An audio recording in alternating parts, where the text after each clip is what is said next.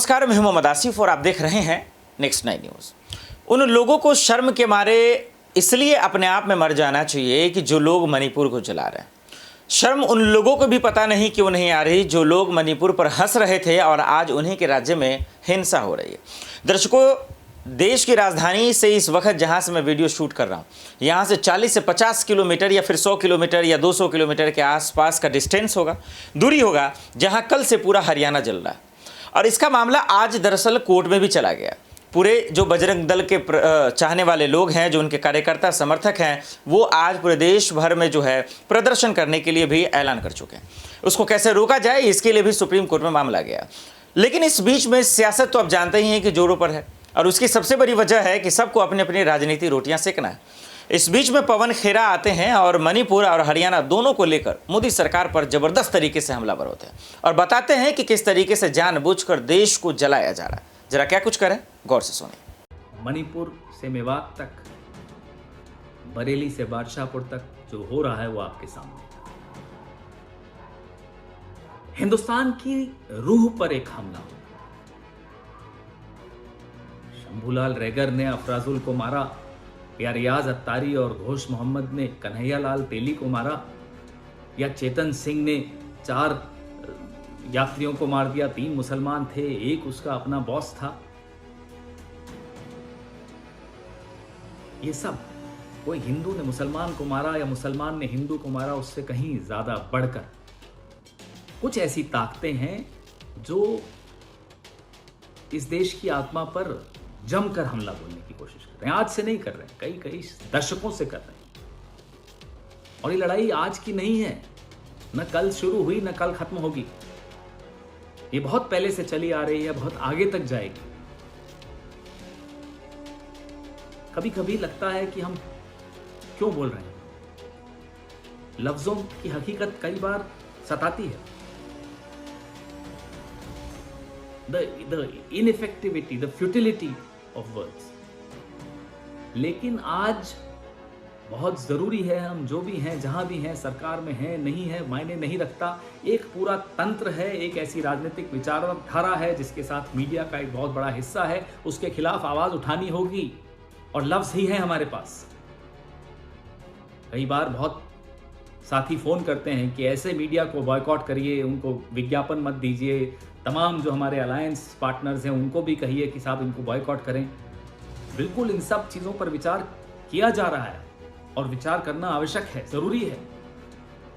After all we think we are the mother of civilisation, we are the moral compass for the world. How can we allow ourselves to get disintegrated like this? How can we allow our soul to get destroyed like this? नहीं, बिल्कुल नहीं होगा। हम अपनी आत्मा को नहीं मरने देंगे। सरकार में आए ना आए, सरकार में रहें ना रहें, सरोकार रहना चाहिए।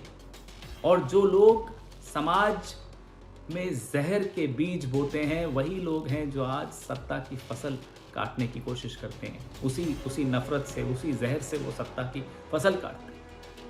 वो नहीं चाहते कि हम मणिपुर की बात करें, वो नहीं चाहते हम बेरोजगारों की बात करें, वो नहीं चाहते हम महंगाई की बात करें, वो नहीं चाहते हम उनके अपने शब्द उनको याद दिलाएं कि साहब आपने फला दिन इस मुद्दे पर ये बोला था। वो उन तमाम मुद्दों से, उन तमाम शब्दों से, उन तमाम लफ्जों से हमारा और आपका ध्यान हटाना चाहते हैं। इसलिए रोज एक नया विवाद पैदा होता है। वो नहीं चाहते कि समाज में संवाद हो। वो कांटों की खेती करते हैं। वो इस देश के रंग बिरंगे फूलों से डरते हैं। हमारी लड़ाई उन ताकतों से है जिनको फूलों से नफरत है, जिनको रंगों से नफरत है, जिनको हिंदुस्तान से नफरत है, जिनको जुड़ता हुआ भारत पसंद नहीं है। राहुल गांधी अगर भारत जोड़ो की बात करते हैं तो वो सिर्फ नक्शे पे नीचे से ऊपर कोई लकीर नहीं खींचते। वो चलते हैं, चल के लोगों से मिलते हैं, लोगों को समझते हैं और भारत को जोड़ने का भरसक प्रयास करते हैं। हम इंडिया बोले तो इन्हें इंडिया से नफरत है, हम भारत जोड़ो बोले तो इन्हें भारत के जुड़ने से नफरत है। हमारी लड़ाई उन ताकतों के खिलाफ है। And we won't give up. हम नहीं हार मानेंगे, हम लड़ेंगे, हम जीतेंगे। ये युगों युगों से चलती हुई लड़ाई है, आगे भी चलेगी। हमारी पीढ़ी इस लड़ाई को जीतेगी ताकि आने वाली पीढ़ी को ये दौर न देखना पड़े। ऐसा अंधेरा न देखना पड़े, ऐसी हताशा न देखनी पड़े। जय हिंद, जय भारत, जय इंडिया। देखा आपने, सवाल सीधे सीधे मोदी सरकार से पूछा जा रहा है। पवन खेरा का कहना देखिए कहीं गलत नहीं है। ठीक है, सियासत कर रहे हैं, वो कांग्रेस के प्रवक्ता हैं, नेता हैं, तो लाजमी है कि वो राजनीति करेंगे। लेकिन इस राजनीति में एक इंसानियत वाली सवाल तो है ना कि आप राजनीति के चक्कर में देश हिंदुस्तान के लोग, आम लोग क्यों मरे, और अगर मरे तो फिर इसका जवाबदेही तो सरकार को होता ही है। और आपने देखा कि जब मणिपुर का हिंसा हुआ, जब जिस तरीके की खबरें आई, तो एक बेशर्म सीएम की तस्वीरें और उसका बयान तो आपने देखा ही। उसके बाद उनके इस्तीफे की मांग की जा रही थी, लेकिन इस्तीफा नहीं हुआ। उसके बाद राजस्थान मामला चला, वहाँ के सीएम का इस्तीफा मांगा गया, बिहार, बंगाल, और अब इसीलिए सुप्रीम कोर्ट ने फटकार लगाया कि एक जगह की घटना को दूसरी जगह से हम कंपेयर नहीं कर सकते हैं। चलिए भाई, अब तो इस बीच में हरियाणा में हो गया, तो हरियाणा के सीएम साहब कम से कम इस्तीफा दे दें। इस पर रक्षा मंत्री जी कुछ बोल दें, अमित शाह जी कुछ बोल दें, मोदी जी ही कुछ बोल दें, वैसे तो वो बोलेंगे नहीं। यही वजह है कि अब सियासत शुरू हो गई है। अब देखते हैं कि आखिर जो सवाल उठा है इसका जवाब बीजेपी क्या कुछ देती है। देश दुनिया की बड़ी खबरों के लिए देखते रहे नेक्स्ट 9 न्यूज़। नमस्कार।